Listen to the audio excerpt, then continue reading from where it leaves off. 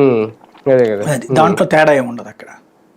ఒక రకంగా వక్ బిల్ విషయంలో బీజేపీ సక్సెస్ రేపొద్దున ఇంకెక్కడ అడ్డంకి లేకుండా బిల్ పాస్ అయిపోయినట్టే, అంటే లోక్సభలో అయిపోయింది ఆచరణలో కూడా రాజ్యసభలో. వచ్చేస్తుంది ఆటోమేటిక్గా.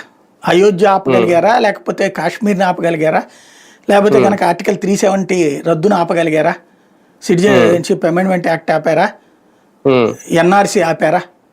ఉమ్, అక్కడ బాధ్యతగా చేసుకెళ్తున్నారు. 77 ఏళ్లలో మనం చెయ్యలేనటువంటిది ఉమ్, చెయ్యడానికి ఎట్లాంటి అసాంఘిక శక్తులు అనాలా, లేకపోతే కనుక స్వార్థపర శక్తులు అనాలా, వాళ్ళు అడ్డుపడుతున్న వాటిని పట్టించుకోకుండా ఉమ్. నిర్మోహమాటంగా వాళ్ళు పెట్టే ఒక సైకలాజికల్ మైండ్ గేమ్ ప్రెషర్ని ఏమాత్రం పట్టించుకోకుండా చేసుకెళ్తున్నారు అంతే.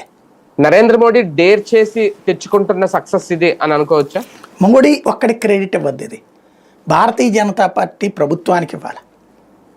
మోడీ ముందుంటాడు ఫేస్, ఉమ్. Decision making Bharatiya Janata party total వ్యవస్థ.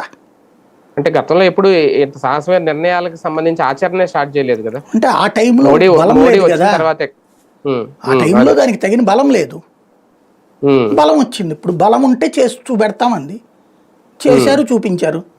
వాజ్పేయి అన్నాడు కదా ఆ రోజున, నన్ను చూసి నవ్వుతున్నటువంటి వాళ్ళు ఏది, ఆయన్ని మధ్యలో ప్రభుత్వాన్ని కూల్చినప్పుడు 13 నెలల్లో కూల్చినప్పుడు, ఆ తర్వాత జరిగిన ఇంకొక దీనప్పుడు కూడా ఆయన చెప్పాడు, ఇవాళ బీజేపీని చూసి నవ్విన వాళ్ళందరూ రేపు పొద్దున్న నవ్వులు పాలవుతారు, 10-15 ఏళ్ల తర్వాత నా తర్వాత వారసులు వస్తారు, ఇదే ఆర్టికల్ 370 రద్దయి తీరుతుంది, కాశ్మీర్ భారతదేశంలో అంతర్భాగం అయి తీరుతుంది, అయోధ్యలో రామ మందిర నిర్మాణం జరిగి తీరుతుంది.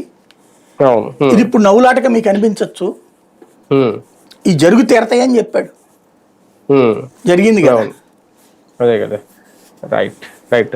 చూద్దాం, మొత్తానికి వక్ఫ్ బిల్లుకి సంబంధించి అయితే ఒక పెద్ద చర్చ నడిచింది. బిల్లు కూడా పాస్ అయిపోయింది లోక్సభలో.